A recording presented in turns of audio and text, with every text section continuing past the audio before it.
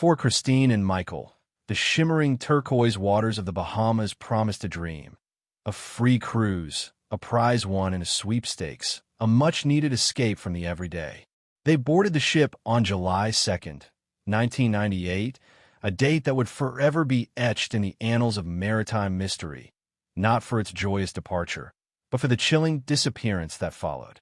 The initial excitement was palpable, a tangible effervescence shared by hundreds of vacationers eager to trade their worries for tropical breezes and endless horizons. Christine, a vivacious 38-year-old, and Michael, her steady 46-year-old husband, were no exception. They were a couple known for their deep devotion, their shared laughter, and a relationship that, to all outward appearances, was built on an unshakable foundation. Their cabin, 9253, became their temporary sanctuary, a small floating haven amidst the bustling grandeur of the cruise liner. The early days of the voyage unfolded as expected: sun-drenched decks, elaborate dinners, and the rhythmic lull of the ocean. They called home, sharing snippets of their idyllic journey with Christine's parents, Dale and Lucy, their voices laced with the carefree joy of a couple truly enjoying their time away. But the last call on July 4th carried an undercurrent of something unsettling. Christine's mother, Lucy, distinctly recalled her daughter expressing a curious discomfort, a sense of unease with some of the other passengers. She spoke of a few individuals who seemed to be watching them, their presence a subtle but persistent shadow. "We're just going to lay low," Christine had assured her mother, a phrase that, in retrospect, sent a shiver down Lucy's spine.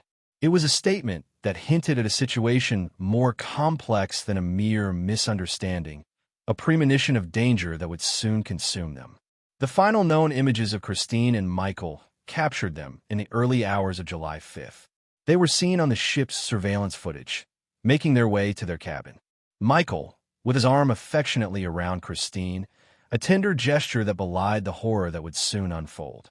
The timestamp on the video read 1 a.m. After that, silence. An impenetrable void descended, swallowing them whole.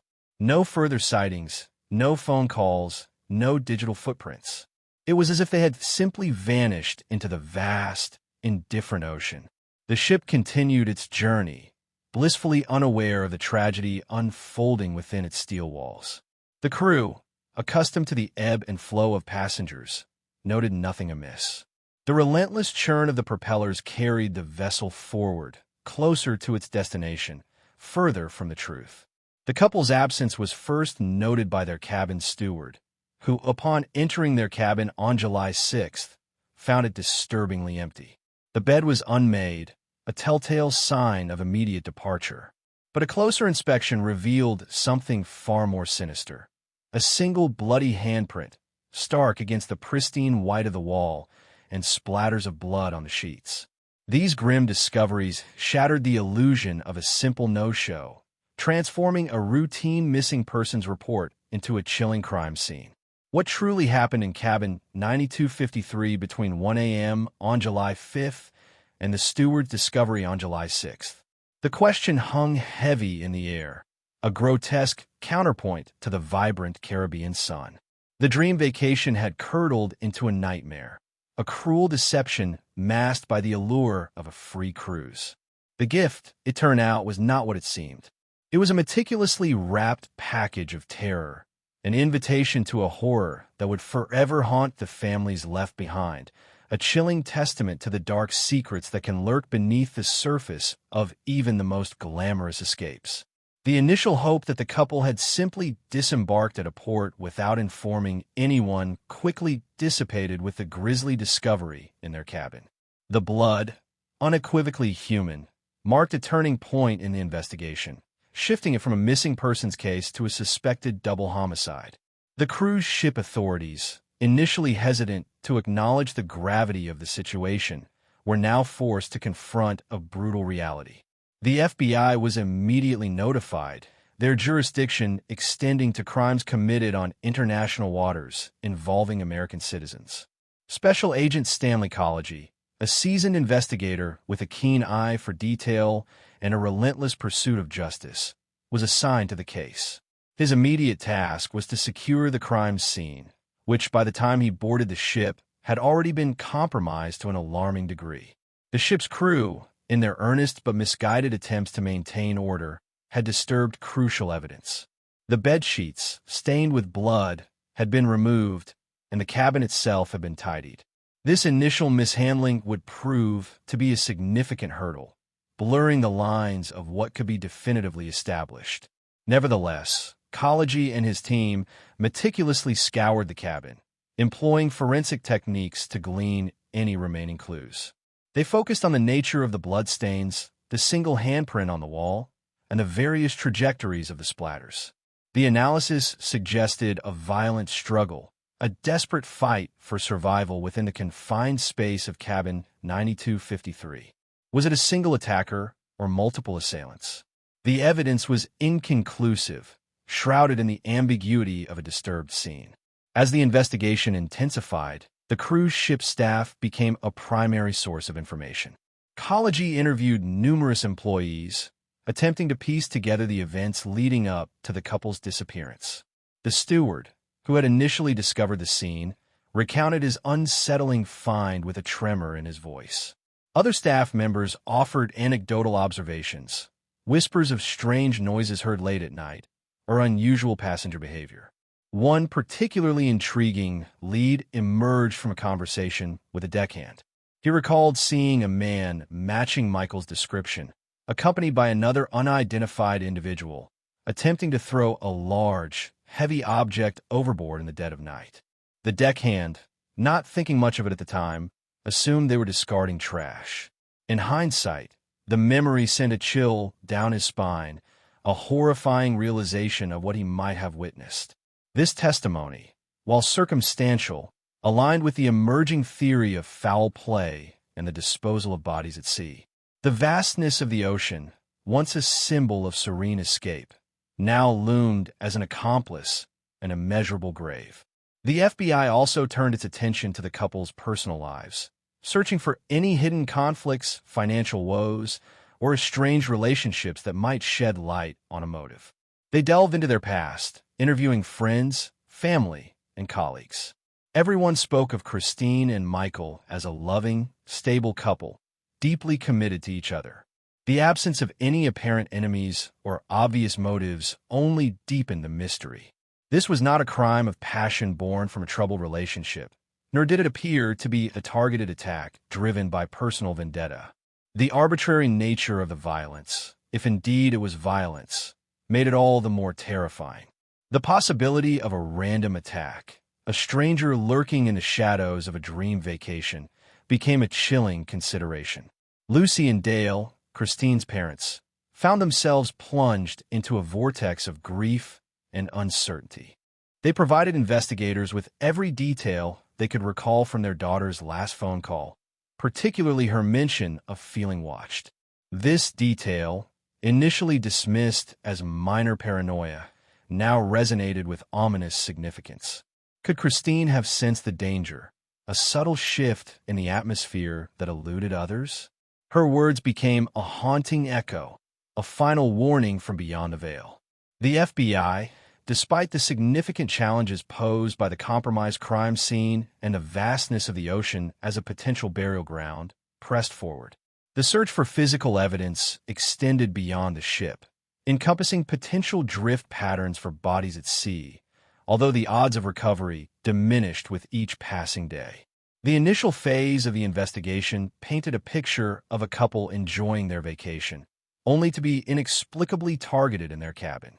The bloody handprint and splatters pointed to a violent struggle, while the missing bodies suggested a concerted effort to conceal the crime. The dream cruise had become a tragic odyssey, a journey from joy to terror, leaving behind a trail of unanswered questions and a profound sense of injustice. The relentless expanse of the ocean now held its secrets close, its depths mirroring the dark abyss that had swallowed Christine and Michael whole. The investigation, initially focused on the immediate aftermath and a broad search for suspects, soon took a dramatic turn with a discovery that sent shockwaves through the community and fundamentally altered the FBI's understanding of the case. Months after Christine and Michael's disappearance, a diligent diver, exploring the vibrant coral reefs off the coast of Grand Bahama, stumbled upon a rusted metal object embedded in the seabed. It was a radio antenna, not just any antenna, but one specifically designed for a marine shortwave radio, a piece of equipment far too distinct to be a random discard. The diver, recognizing its unusual nature, reported his find to local authorities, who in turn contacted the FBI. Special Agent Kology immediately understood the potential significance. The antenna was recovered and meticulously examined. Forensic analysis revealed subtle markings and unique characteristics that positively identified it as belonging to a particular model of radio. This identification, combined with the antenna's location in the ocean, provided the first tangible link to a specific individual and a location far removed from the cruise ship. The critical breakthrough came when investigators matched the antenna to a man named John Doe, a local Bahamian fisherman known for his solitary existence and his dilapidated fishing vessel. John Doe was no stranger to law enforcement, having a history of petty crimes and a reputation for a volatile temper. He owned a shortwave radio, and upon inspection, it was missing its antenna. The pieces of the puzzle began to click into place with a horrifying precision. John Doe's boat, a rusty, unkempt vessel named the Sea Serpent, became the next focal point of the investigation. A thorough search of the boat uncovered a trove of disturbing evidence. Bloodstains, later confirmed to be a match for Christine and Michael, were found in various locations, particularly in the cabin and on the deck. The patterns of the blood suggested a violent and sustained assault. More chillingly, investigators discovered personal effects belonging to Christine and Michael hidden within the boat's cramped quarters.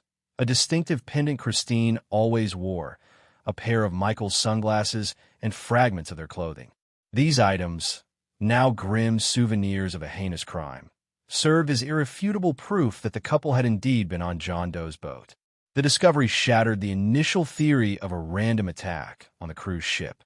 It became clear that Christine and Michael had, at some point, disembarked the cruise liner and boarded John Doe's fishing vessel.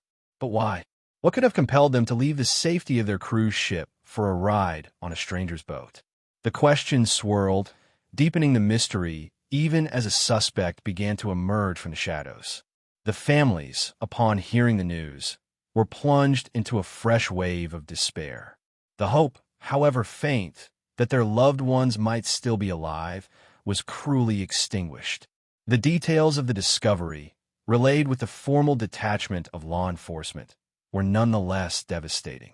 Lucy and Dale clutched the faded photographs of their daughter and son-in-law, their hearts heavy with a grief that words could not capture. The FBI's theory began to coalesce.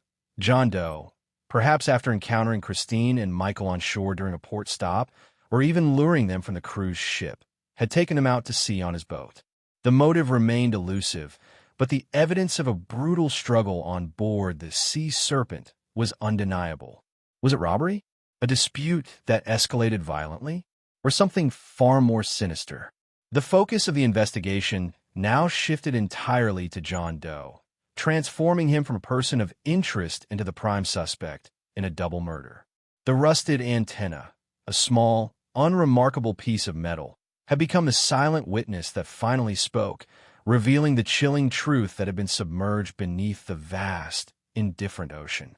The dream vacation had led Christine and Michael not to paradise, but to a watery grave at the hands of a man whose name would forever be synonymous with their tragic disappearance. With the discovery of the antenna and the subsequent search of John Doe's fishing vessel, the case took a definitive turn, pointing directly to him as the perpetrator. However, the exact sequence of events, how Christine and Michael came to be on his boat, and the precise motive for their murders, remained shrouded in uncertainty. This critical gap in the narrative propelled investigators into a more intensive phase of inquiry, focusing on John Doe's known associates, his movements around the time of the disappearance, and any potential connections to the cruise ship.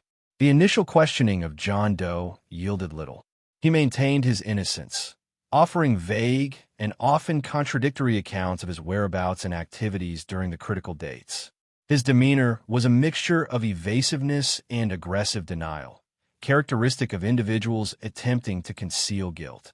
However, the weight of the forensic evidence, the blood matching Christine and Michael found on his boat, and their personal items discovered hidden within, began to chip away at his stone wall of deception.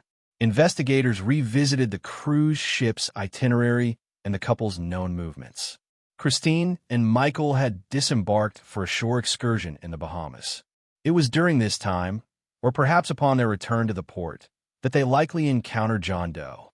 The prevailing theory, meticulously pieced together from fragmented clues and circumstantial evidence, suggested that John Doe, posing as a friendly local offering a private fishing trip or a scenic tour, had lured the couple onto his boat.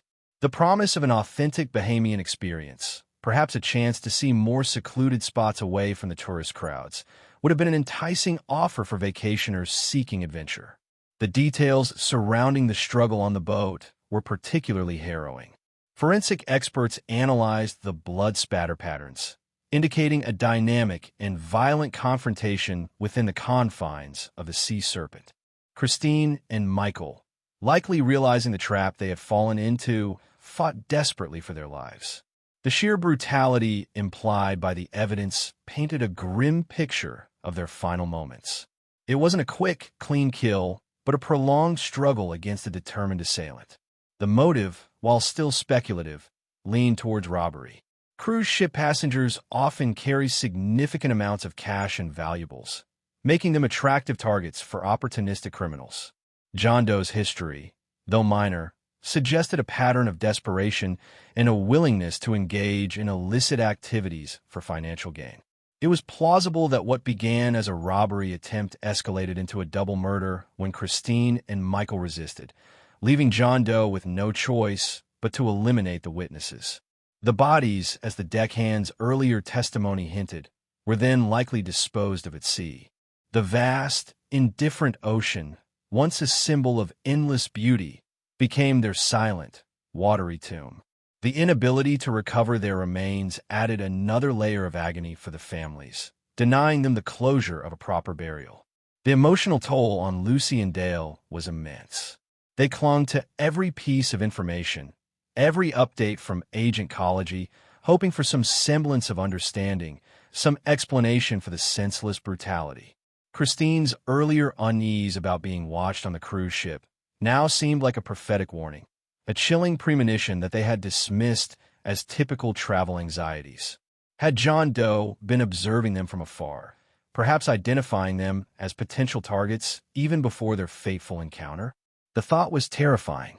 The FBI, armed with a mountain of forensic evidence and compelling circumstantial links, moved to apprehend John Doe. The arrest, while a significant step towards justice, did not immediately untangle the remaining threads of the mystery. John Doe continued to stonewall, offering no confession, no remorse, and no further details that would clarify the precise timing or the sequence of events. The silence from him was as deafening as the ocean itself. Despite his obstinacy, the prosecution built a formidable case, relying heavily on the irrefutable scientific evidence and the detailed timeline constructed by Agent Ecology and his team. The rusted antenna, the bloodstains, the hidden personal effects, each piece of evidence screamed a truth that John Doe could not deny.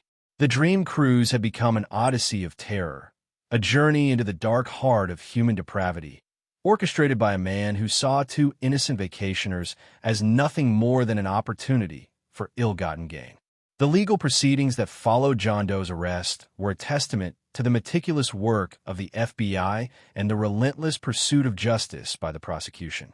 Despite the absence of bodies and a full confession, the sheer weight of circumstantial and forensic evidence presented in court painted a damning picture. The trial, held in the Bahamas, garnered significant international attention, drawing a stark contrast between the idyllic image of the islands and the brutal crime that had unfolded in its waters. The prosecution meticulously laid out their case, beginning with the initial joyous departure of Christine and Michael. their last hopeful phone call, and then the chilling discovery in their crew's cabin. Special Agent Stanley Collegy, a central figure throughout the investigation, provided compelling testimony, detailing the compromised crime scene on the ship, the challenges of working without immediate physical evidence, and the crucial breakthrough provided by the recovery of the radio antenna.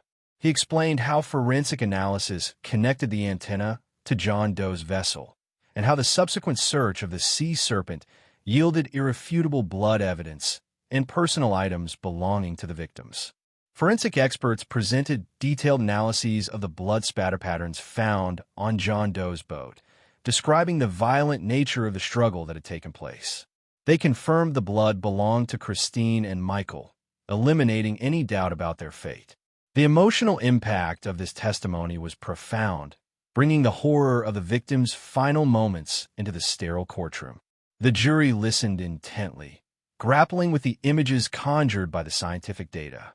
The defense, while attempting to cast doubt on the circumstantial nature of some evidence and the lack of a direct witness to the murders, struggled against the overwhelming forensic findings. They argued that the blood could have been planted or that the personal items could have been acquired through other means. However, these arguments withered under cross-examination, as the prosecution demonstrated the robust chain of custody for all evidence and the scientific certainty of the DNA matches. The true motive, while largely inferred, was presented as an opportunistic robbery gone tragically wrong. Prosecutors posited that John Doe, known for his financial difficulties and minor criminal history, had seen Christine and Michael as easy targets. The transition from attempted robbery to double murder, they argued, was a desperate act to eliminate witnesses and cover his tracks. The testimony of the deckhand, who had observed John Doe attempting to discard a heavy object overboard, further bolstered this theory, providing a chilling glimpse into the disposal of the bodies. Lucy and Dale, Christine's parents, were present throughout the trial, enduring the agonizing retelling of their daughter and son-in-law's last days. Their grief was palpable, a silent testament to the devastating impact of the crime. Lucy's recollection of Christine's last phone call, mentioning her unease with other passengers, added an emotional layer to the prosecution's narrative, suggesting a subtle premonition of danger that tragically came to pass. In the end, after weeks of testimony and deliberation, the jury returned a verdict of guilty on 2 counts of murder. John Doe was convicted and sentenced to 2 consecutive life terms in prison, a measure of justice, however incomplete, for the lives he had so cruelly taken. The conviction brought a profound sense of relief to the families, but also a lingering sorrow. While John Doe would spend the rest of his life behind bars, Christine and Michael would never return. Their bodies, swallowed by the vast, indifferent ocean, remained unrecovered, a poignant reminder of the ultimate loss. The case of Christine and Michael remains a chilling cautionary tale in the annals of maritime crime.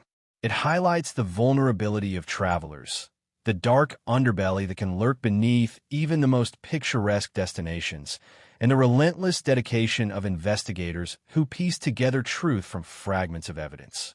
The dream cruise, meant to be a joyous escape, had transformed into a nightmare, a tragic testament to the fact that sometimes the greatest gifts are not what they seem, and the most beautiful horizons can hide the deepest horrors. The image of a carefree couple boarding a ship, full of hope, contrasted sharply with the grim reality of their final moments, forever etched into the memory of those who followed their story, a stark reminder of the unpredictable currents of fate. The echoes of Christine and Michael's disappearance reverberated far beyond the courtroom, sparking significant changes within the cruise industry and prompting a reevaluation of passenger safety protocols. The tragic case served as a stark, undeniable reminder that even in the seemingly secure environment of a cruise ship, vulnerability could exist, and that crimes committed at sea presented unique and complex challenges for investigation. In the immediate aftermath, there was a noticeable shift in how cruise lines approached security. Enhanced surveillance systems became a standard feature, with more cameras installed in corridors, public areas, and even individual cabin access points. The goal was to provide a more comprehensive visual record, not only to deter crime, but also to aid investigations should an incident occur. Cabin access procedures were tightened, with greater scrutiny on who could enter passenger rooms, and more rigorous protocols for handling do not disturb signs or extended absences. This tragic event highlighted the need for quicker recognition of unusual circumstances and a more proactive response from ship staff. Perhaps one of the most significant changes, spurred by the initial mishandling of the crime scene in Cabin 9253, was the implementation of standardized crime scene preservation training for cruise ship personnel. Previously, crew members, in their attempts to maintain cleanliness and order, might inadvertently compromise crucial evidence. Following Christine and Michael's case, training modules were developed to educate staff on how to recognize potential crime scenes, how to isolate and protect them, and the importance of immediately notifying appropriate law enforcement agencies without disturbing anything. This meant a shift from a reactive cleaning mentality to a proactive crime scene management approach. The FBI, having faced considerable hurdles due to the initial contamination, advocated strongly for these changes, emphasizing the critical role of timely and proper preservation of evidence in solving complex maritime crimes. Furthermore, the case intensified discussions around jurisdictional complexities in international waters.